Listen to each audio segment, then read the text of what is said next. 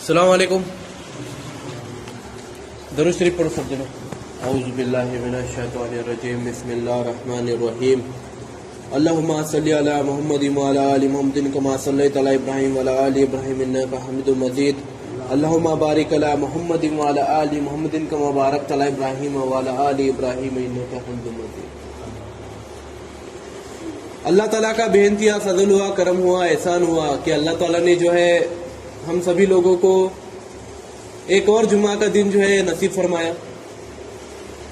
हर जुमा को मुझे ऐसे ही लगता है जब मैं बयान देता हूं कि कल ही मैंने आके यहाँ पर बयान दिया था, कल ही हम सभी लोग जमा हुए थे, कल ही हम सभी लोगों ने जो है अल्लाह और उसके रसूल की तारीफ की थी। हर जुमा को मुझे ऐसे ही लगता है कि हमने कल ही किया था और आज हम यहाँ पर अल्लाह ताला के फजल से जो है इकट्ठा हुए हैं। वक्त जो है वो रेत की तरह फिसलता जाता है इंसान की जिंदगी में से। जैसा अपन मुट्ठी में रेत पकड़ने के बाद रेत कैसा छूटती, वैसा इंसान के जिंदगी में से उसका वक्त जो है वो कम होते चले। अपने को समझ रहा भी नहीं अपना वक्त इतना फास्ट जा रहा है ना। कितने सारे जुम्मा गए। 2 अक्टूबर को मैं पहला बयान दिया था बहुत दिनों के बाद, तो तफसील को अभी तक 2 अक्टूबर मतलब कितने दिन लगते अपने को, पर अभी भी वैसा लगता है कि आज मैं बयान दे रहा है क्या अल्लाह ताला के फजल से। मतलब इंसान को समझ में नहीं आता उसके हाथ में से वक्त जा रहा है ना। उसकी जिंदगी का वक्त जो है कम होते चले, देखे देखे तक इंसान जो है बच्चे से बड़ा हो रहा, बड़े से बूढ़ा हो रहा, जवान हो रहा, जवान से बूढ़ा हो रहा। छोटे छोटे बच्चे मर रहे, इंतकाल हो रहा बच्चन का भी। कितने साल का था, 16 साल का था, कितने साल की थी, 15 साल की थी लड़की।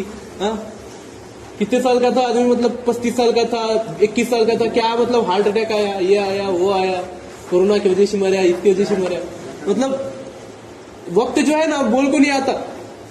आज जो आदमी अपने साथ है वो कल अपने साथ रहेंगे बोलने नहीं आता। अभी इस पल जो लोग अपने साथ है वो अगले पल में अपने साथ रहेंगे कि नहीं किसी मालूम है ना। तो इसीलिए अपन क्या करना, अल्लाह ताला के इस मजमू में जुड़ते रहना, अल्लाह ताला की और उसके रसूल की जो है तारीफ करते रहना, है कि नहीं। एक मुसलमान की जिंदगी जो है अल्लाह ताला ने उसे सिर्फ दीन करो करके मत बोले ले, उसे दुनिया का भी बारे में सोचो करके बोले ले, बराबर।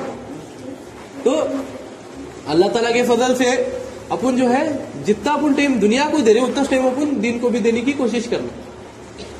तो मेरा अल्लाह ताला से गुजारिश है कि अल्लाह ताला ऐसे ही बहुत सारे जुमा के जो दिन है हम सभी लोगों की जिंदगी में वो जोड़ता रहे और हम सभी लोगों को जो है इसी तरीके से अल्लाह ताला के इस मजमे में बैठ के उसके और उसके रसूल की जो है तारीफ करने की तौफीक नसीब अता फरमाए। तो पिछले कुछ जुमा से जो है मुसलमानों की खूबियों पर बात चल रही है, बराबर। तो कुछ सवाल जो है लोग अक्सर हर मुसलमान से पूछते हैं, बराबर। अभी अपने कुछ दोस्त रहते, हिंदू दोस्त रहते, क्रिश्चियन दोस्त रहते, मराठा दोस्त रहते, बहुत सारे अलग अलग दोस्त रहते अपने ग्रुप के अंदर। अपने को हमेशा पूछते कुछ प्रश्न कि तुम्हें मुसलमान है तो तुम्हें शराब क्यों नहीं पीते, नशीली चीजों का तुम सेवन क्यों नहीं करते। ऐसा अपने दोस्त अपने पूछते। अपन 4 लोगों में अगर बैठे उसमें अगर एक हिंदू का रहा, एक क्रिश्चियन का अपना दोस्त रहता, बहुत सारे अलग अलग दोस्त रहते। मुसलमान है बोले तो सिर्फ मुसलमान के साथ अपन दोस्ती नहीं करते, हर समाज के लोगों के साथ अपनी दोस्ती रहती।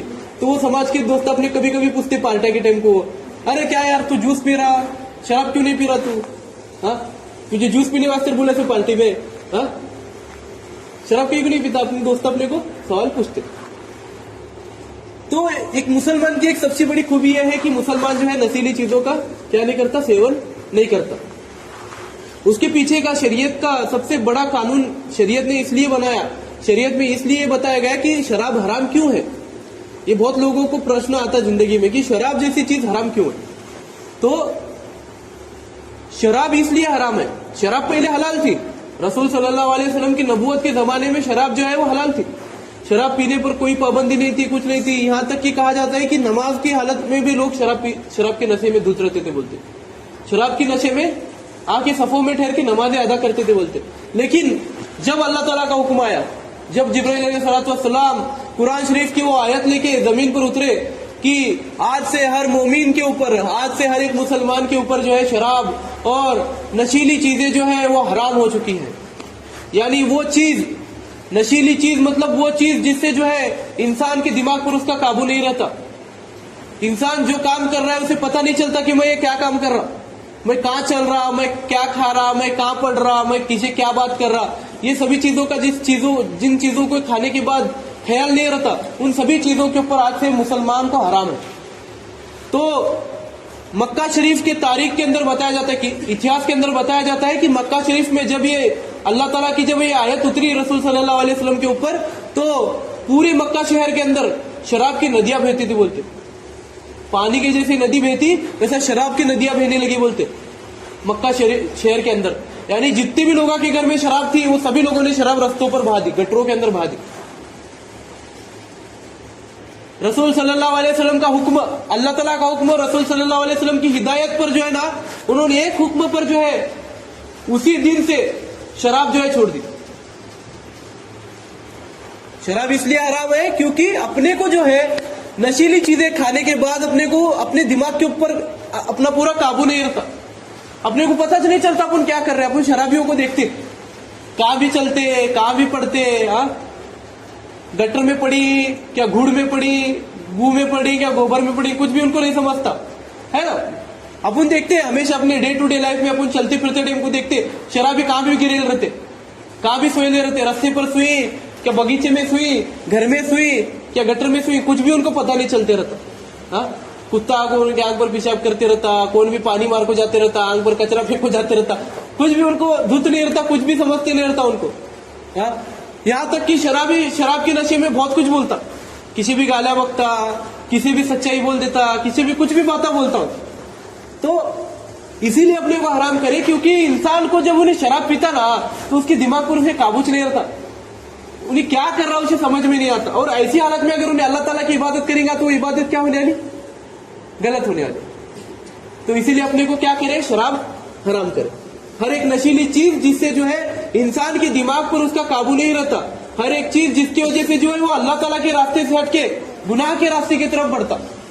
शराब के नशे में इंसान क्या करता, बीवी बच्चों को तकलीफ देता, घरदार बेचता, खेता बेचता, माल दौलत जितनी भी हर एक चीज है वो कुर्बान करता, कहीं के वास्ते, शराब के वास्ते। अपनी बीवी बच्चों की जिंदगी खराब करता, अपनी बीवी को पीटता, अपने माँ बाप को पीटता, अपने माँ बाप को गालियां बकता, अपने पड़ोसियों को गालियां बकता, अपने दोस्तों अहबाब को गालियां बकता, बहुत सारी गलत चीजें उन्हें करता। तो इसीलिए अपने ऊपर क्या करे, शराब जो है हराम करे। हर एक नशीली चीज, शराब ही नहीं, हर वो नशीली चीज जिसकी वजह से इंसान का उसके दिमाग पर काबू नहीं रहता, वो हर एक चीज मुसलमान के ऊपर हराम है। और अगर उन्हें गलती से भी कोई भी नशीली चीज जिसकी वजह से उसके दिमाग पर उसे काबू नहीं रहता, नशीली चीज मतलब कैसा, ड्रग्स, शराब, उसमें हर एक प्रकार की शराब है, वाइन, विस्की, रम सब अच्छा है उसके अंदर, देसी विदेशी सब अच्छा है उसके अंदर।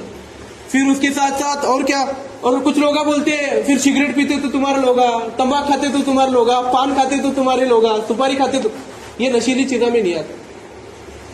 इसकी वजह से तुम्हारे दिमाग के ऊपर काबू होता क्या, किसका, सिगरेट पीने की वजह से किसी डोलते से देखी, किसी पढ़ते से देखी नहीं, तंबाकू खाने के बाद किसी कुछ वैसे देखी नहीं। तो अपने को सिर्फ क्या बोले नहीं, उन नशीली चीजों से अपने को बचने के लिए कहा गया है कि जो नशीली चीजों की वजह से तुम्हारे दिमाग के ऊपर असर हो, जिससे तुम खुदा को छोड़ के गुनाह के रास्ते की तरफ बढ़ जाओ, उन सभी नशीली चीजों का जो है तुम्हें हर एक नशीली चीज जो है हराम कर दी गई है। शिंदी, वो सब हर एक चीज जिससे तुम्हारे दिमाग के ऊपर तुम्हारा काबू नहीं रहता। अगर तुम्हें गलती से भी कोई नशीली चीज अगर ग्रहण करे, गलती से भी तुम्हारा दोस्त शराब पिलाया, गलती से भी तुम्हें कौन सा भी नशीली चीज का जिसकी वजह से तुम्हारे दिमाग पर तुम्हारा काबू नहीं रहा, तो रसूल सल्लल्लाहु अलैहि वसल्लम ने फरमाया है कि उस इंसान की 40 दिन की इबादत जो है कबूल नहीं होती। क्या हराम, जो भी मुसलमान के ऊपर कौन सी भी चीज हराम करेले है, उनमें से अगर मुसलमान कोई भी चीज अगर उन्हें खाया, हराम माल से कमाई हुई चीज, हराम रास्ते से कमाई हुई चीज, शराब, कोई भी नशीली चीज अगर उन्हें खाया, जानबूझ को खांदे या फिर जाने अनजाने में खांदे, उसकी 40 दिन की कोई भी इबादत अल्लाह ताला कबूल नहीं करता। कोई भी इबादत अल्लाह ताला कबूल नहीं करता। उन्हें हज करन दे, उमरा करन दे, जक़ात दें दे, करोड़ों रुपए जक़ात दें दे, दिन रात सजदे में गुजारन दे 40 दिन, दिन रात माँ बाप के पावा दबान दे, दिन रात माँ बाप की खिदमत करन दे शराब पीने के बाद, वो भले ही एक गुट गिरता कि नहीं, तो भी उसकी 40 दिन वो इबादत कबूल नहीं होने वाली। 40 दिन के पीछे का मसला यह है कि इंसान जब कोई भी चीज खाता ना, तो वो चीज जो है उसके शरीर में 40 दिन तक रहती बोलते। वो 40 दिन तक वो खून उसके आंग में फिरते रहता बोलते। हर इंसान के शरीर में नया खून 40 दिन के बाद पैदा होता। आज अगर तुम्हें खाए तो वो खाना 40 दिन तक तुम्हारे बॉडी में रहने वाला खून की शक्ल में। तो इसीलिए साइंटिफिकली अगर देखेंगे तो इसीलिए अपने को क्या करेंगे, 40 दिन तक तुम्हारी कोई भी इबादत जो है कबूल नहीं की जाएगी। तुम्हें कोई भी इबादत करो, करोड़ों रुपए खर्चा करो, हज को जाओ, ज़कात दो, कुछ भी करो, कोई भी इबादत तुम्हारी 40 दिन की कबूल नहीं होने वाली। इसीलिए जो है हर मुसलमान के ऊपर जो है शराब और नशीली चीजें हराम की गई है। अगर आज से तुम्हारा कोई दोस्त तुमने पूछा कि वो शराब तुम्हें कहीं को नहीं पीते, तो अपन उनको ये जवाब दे सकती कि बाबा ऐसा ऐसा कारण है, इसकी वजह से हमारे समाज के अंदर हम ना शराब हराम करेंगे। तो और उसके साथ साथ और एक सवाल अपने दोस्त अहबाब अपने को पूछते, अरे भाई तू टैटू कहीं को नहीं करवाता रे? टैटू मतलब स्टिकरा बिकरा अपन लगाते हैं, बचपन में अपन बहुत करेले। अपने को बचपन में अपन क्या थे, अपन नाबालिग थे, अपने को पता नहीं था हराम हलाल के बारे में, अपने को पता नहीं रहता, कुछ नहीं रहता। अपन क्या करते, 1 रुपए का चॉकलेट, 2 रुपए के चॉकलेट के अंदर अपने को स्टिकर मिलता, अपन हाथ पर लगा को स्टिकर वैसा रखते, बराबर।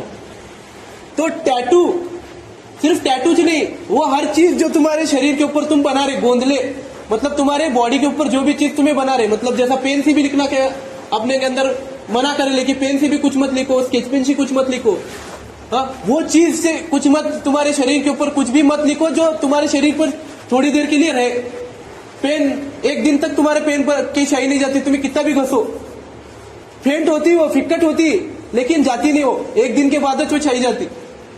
हाँ स्टिकर अगर तुम्हें लगे, सादा भी स्टिकर लगाए तो 1 अठौड़े तक वो स्टिकर जाता नहीं तुम्हारे बॉडी पर से।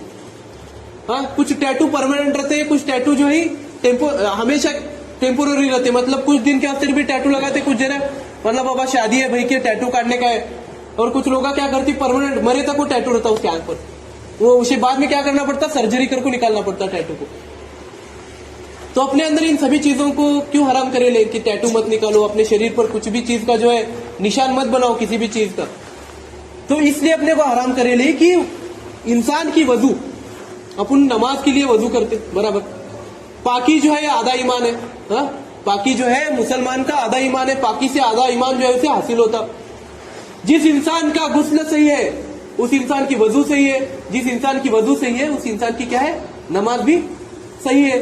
अगर तुम्हारा गुस्ल अच्छा नहीं होगा तो तुम्हारी वजू अच्छी नहीं होने वाली, तुम्हारी वजू अच्छी नहीं हुई तो तुम्हारी नमाज अच्छी नहीं होने वाली। तो तुम्हारे बॉडी पर जो है छेद रहते, हर इंसान की बॉडी पर क्या रहते, छेद रहते, जहां से बाल निकलते ना छेद रहता, हर एक इंसान की बॉडी पर छेद रहते। वो इसलिए क्योंकि उसकी बॉडी का जो टेम्परेचर है वो मेंटेन करने के वास्ते जो है अल्लाह ताला ने उसकी बॉडी के ऊपर छेद दिए रहते, बारीक बारीक। तलवे पर भी छेद है, लेकिन वो बहुत बारीक रहने की वजह से अपने को दिखते नहीं, है ना। इंसान के शरीर के ऊपर हर जगह पर छेद है, बारीक बारीक बारीक बारीक बारीक, बाल से भी बारीक जो है छेद है। तो माइक्रोस्कोप से अगर देखेंगे तो तुम ना दिखेंगे। तो जब तुम पेन से लिखेंगे जब तुम्हारी बॉडी के ऊपर कुछ भी, तो क्या होता, वो जगह के जो छेद है वो बंद होते। क्या होते, वो जगह पर के छेद बंद होते। और उसी हालत में अगर तुमने क्या किया, तुम्हारी तारत टूटी और तुम गुस्ल करे, लेकिन गुस्ल का एक सबसे बड़ा फर्ज क्या है कि तुम्हारे बदन पर बाल से भी बारीक जगह जो है वो सूखी नहीं रहना। तुम्हारे बदन पर की बाल से भी बारीक जगह जो है वो सूखी नहीं रहना। और यहां तक भी कहा गया है कि गुस्ल से पहले खाना भी मत खाओ आधे 1 घंटे से तक।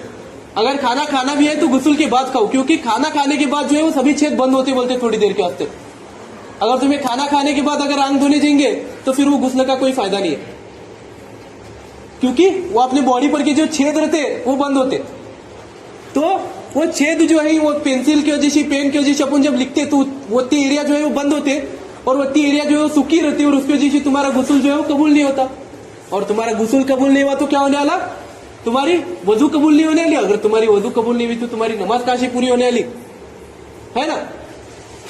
तो इसीलिए हर मुसलमान को जो है अपने शरीर के ऊपर कोई भी चीज चिटकाने के लिए, कोई भी चीज लिखने के लिए मना करेले, चाहे वो पेन से रंदे, स्केच पेन से रंदे, वो परमानेंट टैटू रंदे, टेम्पोररी टैटू रंदे, या फिर सादा स्टिकर भी रहता कि नहीं 1 रुपए 2 रुपए के चॉकलेट के अंदर का, वो हर एक चीज जो है हर मुसलमान के ऊपर हराम करेले। क्योंकि उसकी वजह से क्या होता है, उसके बॉडी पर के वो छेद बंद होते, और अगर उन्हें वजू करेगा तो वो एरिया सूखी रहने वाली, और उसकी जो है नमाज जो है वो पूरी नहीं होने वाली। तो इसीलिए जो है मुसलमान को जो है अपने बॉडी के ऊपर कोई भी चीज लिखने के लिए और चिपकाने के लिए मना करें। अगर आज के बाद अपने दोस्त अहबाब अपने को ये बात पूछेंगे कि बाबा तू कहीं को नहीं लिख लेता हाथ पर, तू लगेज क्या लिखो बोले तो कागज क्या ढूंढता, कागज नहीं रहा तो अपन ये बोल सकते हैं उनको कि बाबा ऐसा ऐसा हमारे समाज के अंदर बतेली, इसकी वजह से जो है हमें हमारे बॉडी के ऊपर कुछ भी लिख को लेते नहीं, हमारे बॉडी के ऊपर कुछ भी चिपकाते नहीं। फिर उसके साथ साथ अल्लाह ताला के फजल से एक आखिरी बात बोलता मैं, वक्त के तकाजे की वजह से आखिरी बात कवर करेंगे अपन। रसूल सल्लल्लाहु अलैहि वसल्लम पर दरूद भेजना। जब भी कोई भी बयान चालू होता, जब भी अपन कोई हदीस की किताब पढ़ते, जब भी अपन कुरान शरीफ पढ़ते, जब भी अपने दोस्तों के अंदर, अपने मजलिसों के अंदर जब अपन अपने सरकार दो आलम मोहम्मद रसूल सल्लल्लाहु अलैहि वसल्लम का नाम लेते तो उनके ऊपर अपन दरूद भेजते। तो एक दिन क्या हुआ, एक किस्सा बोलता मैं। एक दिन क्या हुआ, रसूल सल्लल्लाहु अलैहि वसल्लम मेंबर पर चढ़ रहे थे।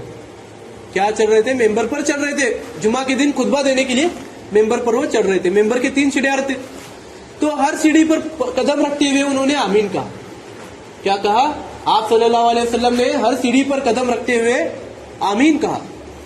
तो पूरा खुतबा वो खत्म हुआ। फिर उसके बाद कुछ सहाबी जो है रसूल सल्लल्लाहु अलैहि वसल्लम के पास आए और उनसे फरमाया, या रसूल सल्लल्लाहु अलैहि वसल्लम, हमने आज आपके अमल के अंदर कुछ एडिशन देखा, मतलब कुछ अलग बात देखी।